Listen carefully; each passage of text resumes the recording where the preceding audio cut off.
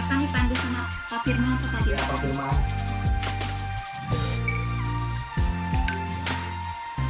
Nanti kita buka sambil share screen juga ya. Ya Bu ya, Pak. Ya. Boleh. Iya. Nah, share screen yang mana nih? Yang apa yang Panduan main map? aja Pak.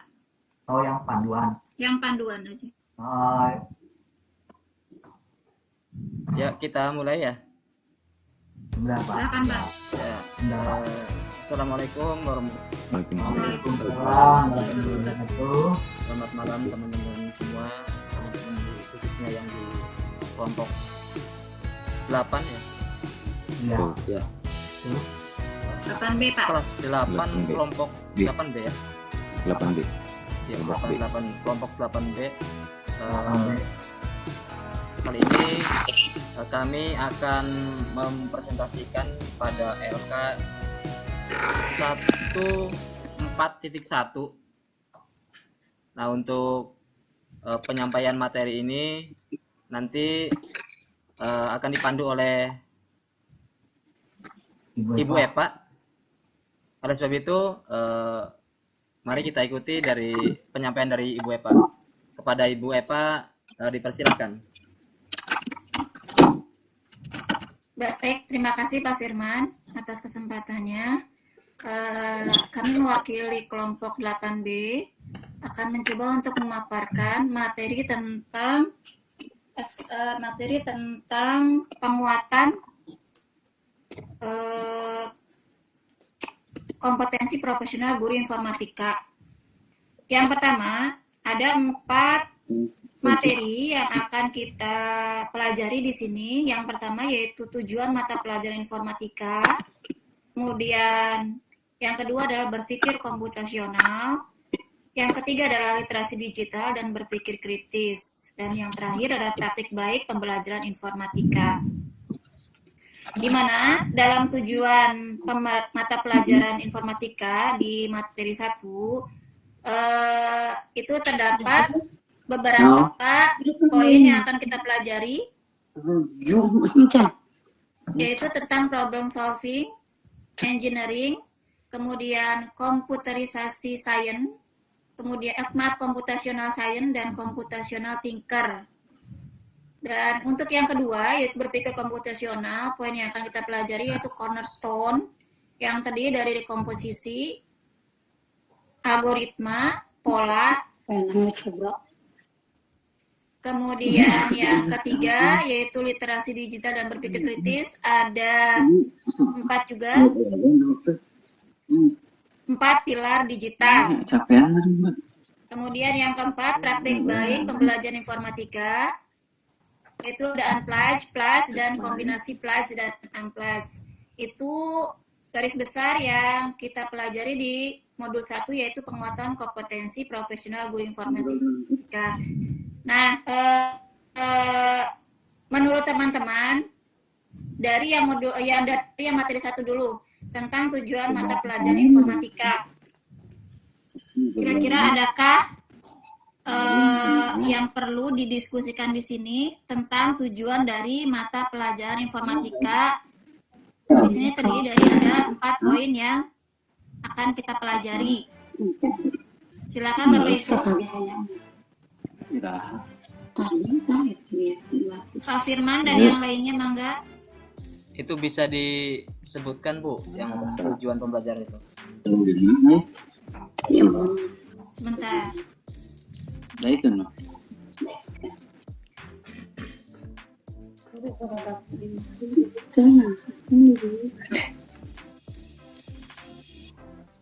Tujuan pembelajaran. Penempatan. Ini panggil. Tujuannya ada 4 ya Bu ya, kalau nggak salah. Iya. Iya. Coba ditelah satu persatu Pak. Dari mulai problem solving, Engineering, ya, computational science, terus computational dan computational thinker. Iya. Ya. Problem solving ini yaitu tujuan belajar informatika tidak hanya menjadikan peserta didik sebagai pengguna komputer saja, tapi diharapkan mereka mempunyai kemampuan memecahkan masalah. Jadi intinya pembelajaran informatika tidak hanya menjadikan sedikit sebagai pengguna komputer saja. Jadi siswa tidak hanya bisa menggunakan komputer, tapi siswa juga belajar untuk bagaimana memecahkan masalah pada saat dia menggunakan komputer. Apakah seperti itu Bapak Ibu? Kalau Untuk yang Maaf, problem Ibu. solving. ya Bu Eva, kalau saya lihat antara problem solving dengan computational science dan computational thinker itu agak mirip ya Bu ya. Betul Karena Pak. semuanya kan berbasicnya pada bagaimana cara mencari menyelesaikan sebuah masalah dengan solusi yang sepraktis mungkin kan, maksudnya seperti itu ya Bu ya. Iya. Hanya dibedakan dari problem solving mungkin lebih luas bahasannya, jadi lebih umum. Kemudian di computational science lebih pada scientistnya, mungkin di bidang matematik, IPA atau yang lain-lain. Sedangkan di computational thinkernya itu mungkin di actionnya. Kalau saya berpikir seperti itu. Sementara di engineering itu lebih pada ke teknik komputernya. Jadi hardware dari alatnya itu sendiri. Kalau saya berpikir seperti itu. Boleh Yang lain? saya beri pendapat Bu Eva? Nah, saya tambahkan dari Pak Adi tadi. Nah, ini tentang computational science dengan computational thinker. Nah, kalau sains ini kan dia secara keilmuannya, ya. Nah, gimana siswa ini diarahkan ini secara keilmuannya, itu berarti berhubungan dengan yang ada literasi, numerasi, dan digital. Betul. Berarti literasi itu pemahamannya bagaimana ini dia dihadapkan pada suatu masalah, itu pemahamannya apakah ini paham atau tidak siswa ini. Nah, dari literasi itu baru ke numerasi. Numerasi itu, nah siswa itu memberikan suatu langkah-langkah untuk memecahkan masalah kan dari keilmuannya ini. Nah itu. Nah kalau computational thinker, ya, selain action ini ya saya tambahkan ya. Ini dia juga sebagai semacam kayak inovator juga lah. Itu. Nah inovator menemukan ya, dari permasalahan itu, nah dia menemukan suatu cara penyelesaiannya. Itu ya itu. Nah, kalau menurut saya itu ya dari Pak Adi saya tambahkan dikit itu.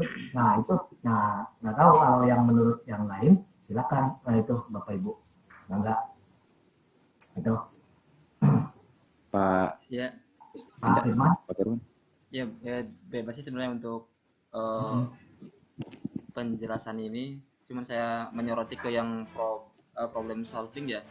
Saya kira di situ penekanannya terhadap pemahaman pada masalah yang ada di sekitar siswa ya.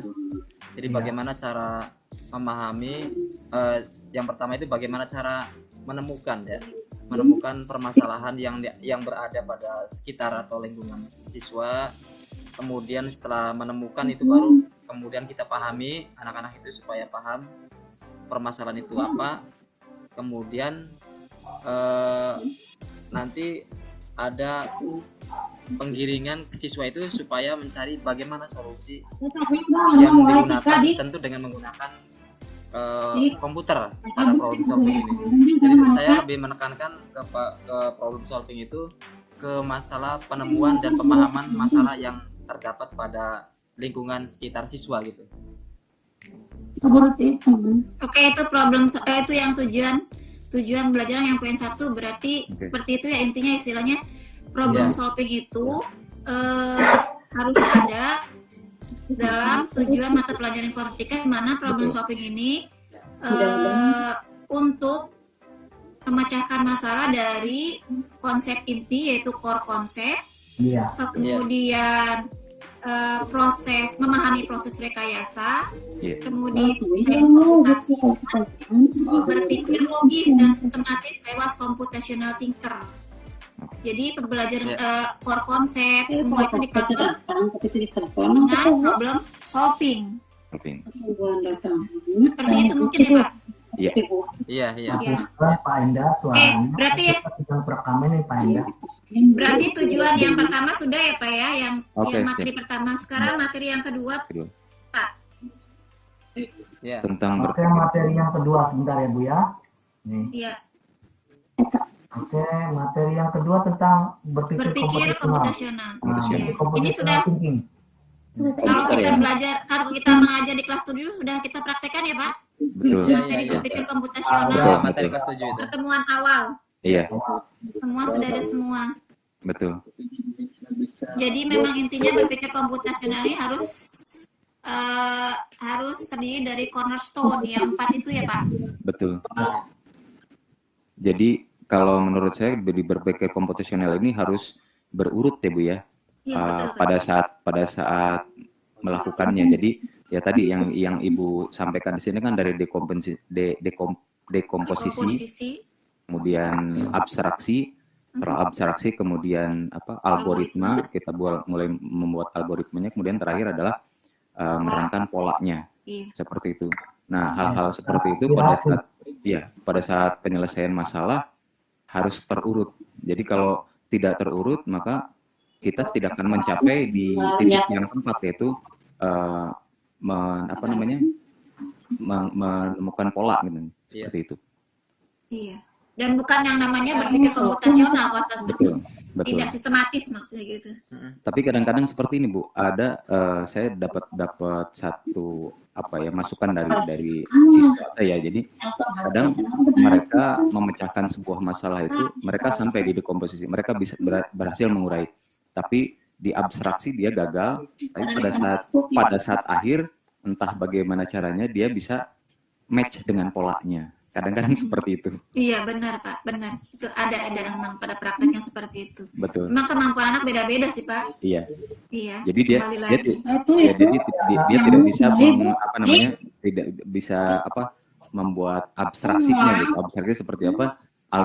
Algoritmanya sendiri pun dia tidak tahu, tapi menguraikan dia paham, tapi berhasil juga membuat pola dengan yang sama yang sesuai dengan kita inginkan. Seperti itu. Terkadang siswa itu dia paham terhadap suatu pola, tapi terhadap suatu algoritma dia nggak paham gitu ya. Betul. Gitu. Cuman terkadang ya ada yang siswa yang algoritmanya dia agak nyambung, cuman penyampaian kata-katanya aja. Jadi mereka itu kurang ini gitu kan. Padahal mah algoritma yang ujungnya itu gitu kan. Pas. Betul. Iya. Iya. Kayaknya cukup jelas ya untuk berpikir komputasional ya. Bapak Ibu ada yang lain menambahkan? Ini aja.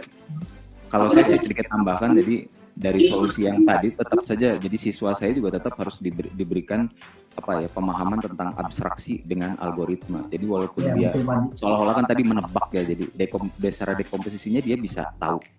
Kemudian terakhir di keempatnya dia polanya juga match tahu.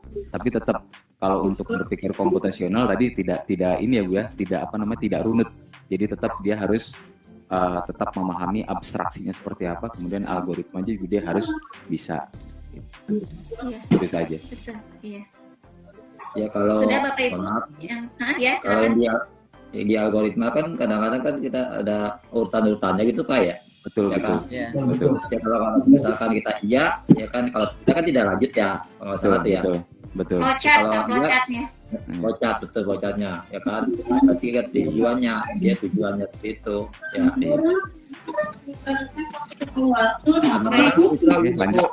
Jadi kan ada yang beda-beda ya.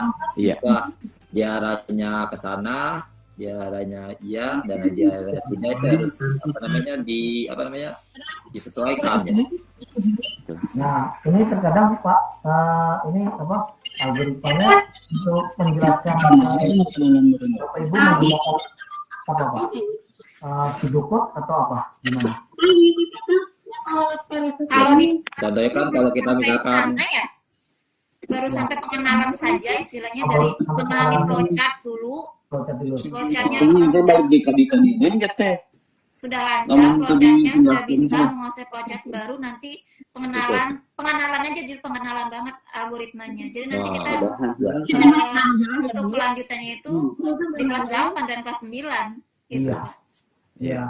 Jadi masih konsep. di kelas 7 ada Bu, itu Bu, di kelas 7 juga ada, cuma nggak terlalu jauh. Iya, tahu. betul. dasar. Terlalu berat untuk Dasar kelas 7 pengetahuan. terlalu berat Pak. Itu. Bu Enda, mohon maaf Bu Enda, kayaknya di itu Pak deh. Enda ya. Mohon maaf ininya. Kita sedang melakukan perekam Pak Enda untuk tugas ini Pak. Gitu. Ya, jadi ini Lanjut. nanti pastinya di kelas 8 dengan kelas 9 itu menggunakan pseudocode ya. Iya. Pak. Ya. Iya. Pseudocode untuk menjelaskan ini apa tahapan-tahapan algoritmanya yang secara runut gimana gitu kan. Betul. Hierarki, Iya. yang seperti Pak Adi bilang gitu. Betul. Ya. Ya, Lanjut, berarti ketiga. sepakat ya. Lanjut. Bahwa Iya. berpikir komputasional itu harus cornerstone artinya Iya. runut seperti Oke. tadi Pak Firman sampaikan ya Pak ya. Iya. Ya, baik kita lanjut ke materi yang ketiga yaitu literasi digital dan berpikir kritis. Di sini yang disorot adalah tentang 4 pilar digital, literasi digital yang sudah kita yang sangat familiar dan kita tahu dan kita pahami gitu. Dari mulai budaya sampai dengan cakap. Ada komentar Bapak Ibu tentang 4 pilar literasi digital? Aman kalau nggak salah Bu ya, aman ya kalau nggak salah. Ya. Wajib. Wajib. Yang penting aman itu. Aman. Iya. Ya ini kebanyakan terkadang pada media sosial ya, penggunaan media sosial pada Nah, siswa. saya Ya, setuju nih yang aman itu Bu. ya, Kadang-kadang kan kayak di sekolah saya nih ya, mohon maaf Iya. Pak. Jadi dari alumni kalau nggak salah ya, itu ada kan dinamain tuh ya, namanya kan pas di ulang tahunnya itu jangan sampai tuh Bu. Pas ulang tahun kan turun temurun, akhirnya akunnya tuh akhirnya jadi apa? Jadi masalah itu, bukannya yang bagusnya, bukan positifnya, jadi yang benar. jadi adik kelasnya ikut-ikutan juga ya Pak, Mas Ida? Nah, iya, karena kan dikasih akun, dikasih Iya, passwordnya. Saya dengar, saya pernah alami dengan waktu kemarin sih, nggak berapa hari, tadi dipanggil tuh ya, dipanggil, dengar. Jadi kalau mau ikut misalkan grup atau geng atau gitu ya, nah dia itu harus ada luka atau apa seperti itu. Waduh. Itu ya. Berat ya. Iya, Pak, acara ulang tahun SMP kadang dia tahu itu. iya. Itu harus diapakan ya, itu harus diperbaiki mindsetnya ya. Betul. Iya. Gitu. Lanjut. Ya, lanjut. Oke. Lanjut Bu.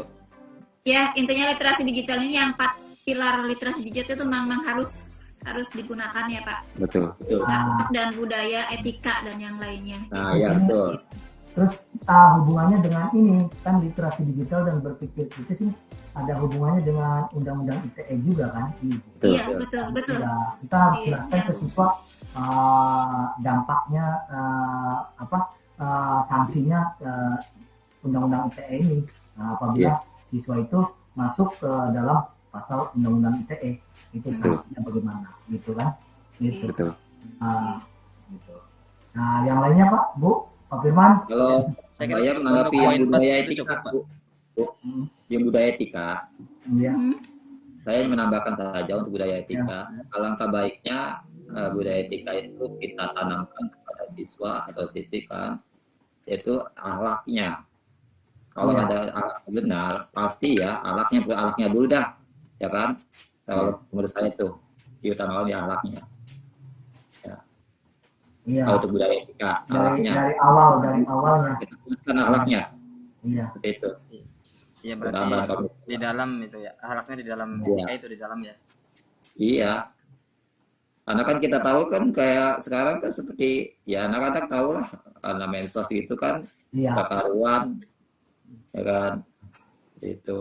Jadi alaknya terutama ya kalau di sekolah kan alak pada guru ya enggak temannya ya, Iya. ya pokoknya rekan dia lah. Kalau di rumah kan alaknya pada orang tua. Betul. Kita harus tekankan, harus dikuatkan kita ya apalagi kita sebagai guru harus dikuatkan itu kalau menurut saya. Betul. Ya, Iya. masih. Dan juga ya kalau di laboratorium yang terkonek dengan internet gitu ya kita sebagai guru informatika tuh harus siap ini pemfilteran Pak. Betul. Ya, ya. Aplikasi Wajib. pemfilteran Pak. Kita sediakan ini kita pasang pemfilteran ketika anak akses internet di sekolah di laboratorium Nah, otomatis itu aplikasi filter udah berjalan gitu Pak. Gitu. Betul. Iya, gitu. Nah, kalau Pak Masim di sekolahnya apa sudah menggunakan komputeran atau belum Pak? Iya, gitu Pak.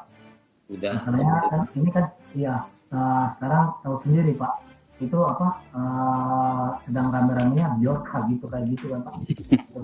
Iya. Ya makanya kan saya ini tadi ujian akhir kan PAS kalau salah ya.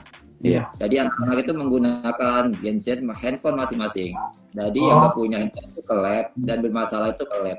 Kebetulan saya emang koordinator yang nunggu lab tuh. Iya. Jadi masalahnya seperti ini. Kadang-kadang anak itu dikasih kuota dari rumah, dimainin di rumah. Pas ujian tuh habis tuh. Betul Pak, betul. Karena kalau sekali di lab, kamu ketemu kelas daftar siswa ya, daftar ini nama siswa siapa, kelas berapa, alasannya ke lab kenapa, seperti itu kan, tanda tangan. Ya dia jujur dengan jujur. Ya Pak, tadi saya hotspotin, alias saya itu banget. Ya, itu nggak apa-apa, itu jujur bagus seperti itu. Ada pertemuan lagi, ternyata HP-nya hang Pak, apa-apa, saya lihat HP-nya kan.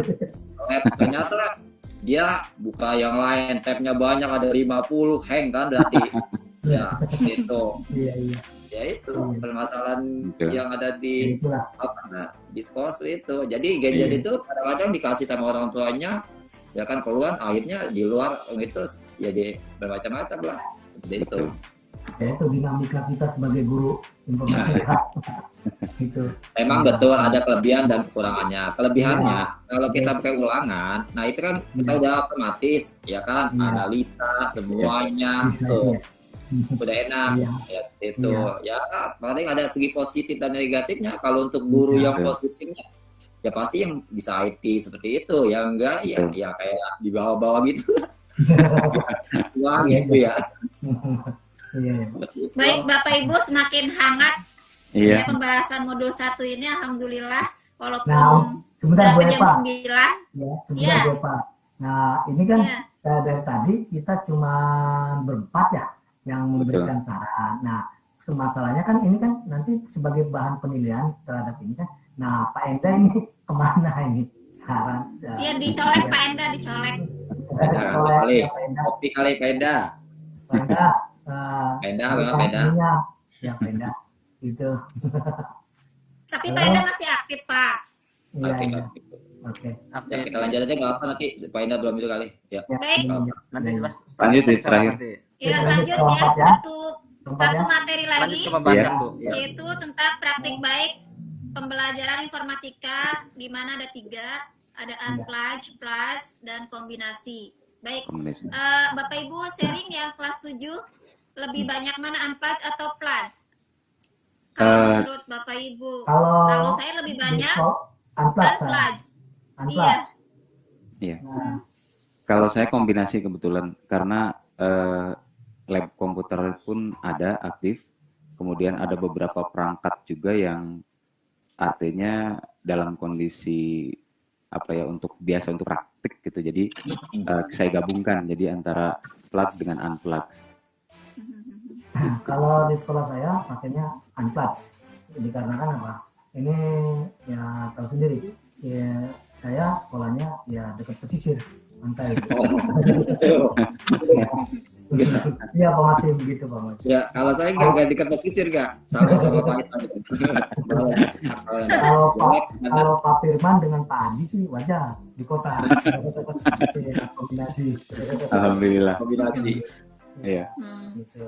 Makanya kadang-kadang kan anak kalau udah ke lab, apalagi labnya itu AC, Pak. Kalau lab di Pak, itu kan, kita boleh enjoy aja kan. Mending AC Pak. Kalau kipas udah. Nah, empat sih. Baik. Kalau jadi bahas berbeda-beda ya. Ada plus, ada itu ya kombinasi ya. Betul. Tergantung daerahnya, tergantung fasilitasnya juga. Dari sekolah. Bukan tergantung materinya juga Pak. Iya, tergantung materi juga sama. Tapi ini mempengaruhi infrastrukturnya. Ya tergantung itunya Bu, kepimpinannya juga Bu. Ada fasilitas. Lebih dalam lagi Bapak. Mohon maaf Bu. Ya.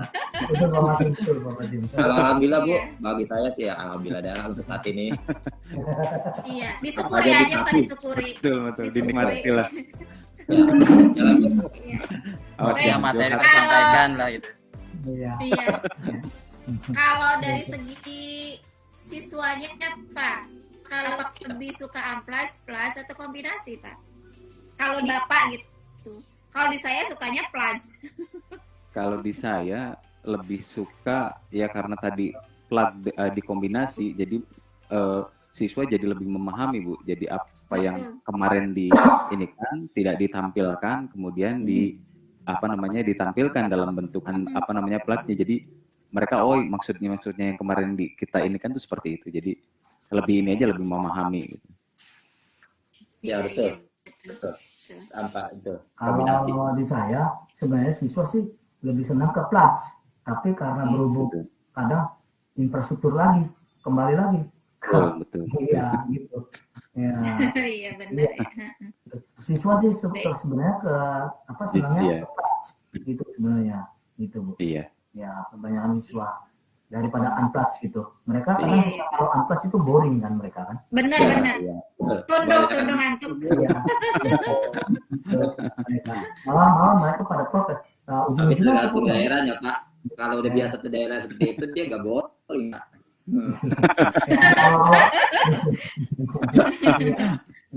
Ujung-ujungnya apa Pak? Kalau ini ujung-ujungnya apa? Ya ini yang mainan game di komputer.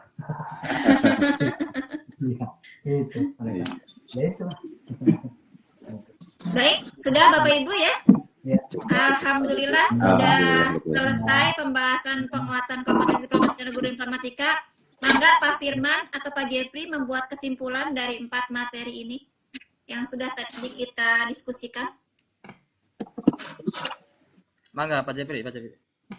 Ya intinya mah itu apa? Kita harus lebih banyak ini action gitu ya. Satu action untuk ke siswa itu supaya lebih memahami tentang komputasional ini gitu kan.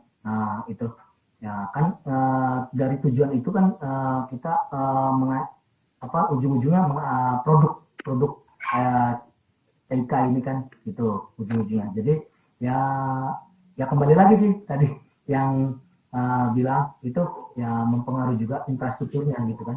Itu Pak. Itu ya cuman itu aja dari saya. Gitu Pak Firman.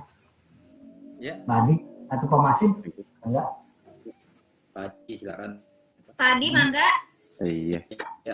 Dari pembahasan tentang penguatan kompetensi profesional guru informatika ini tadi jelas ya, dari tujuan, kemudian berpikir komputasional, literasi digital, kemudian sampai keempat tentang praktik di pembelajaran informatika itu harus dilakukan secara berurutan. Jadi mulai dari tujuan, kemudian kedua ke berpikir, ketiga ke literasinya, keempat yaitu tentang praktiknya. Untuk guru sendiri lebih berani mengeksplor selain dengan plug, jadi dia juga harus menguasai bagaimana cara menyampaikannya secara unplug pada siswa.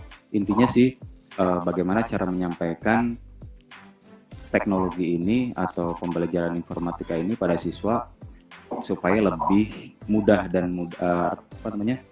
siswa lebih mau untuk belajar tentang informatika. Itu aja. Ya, masih ada lagi atau gimana?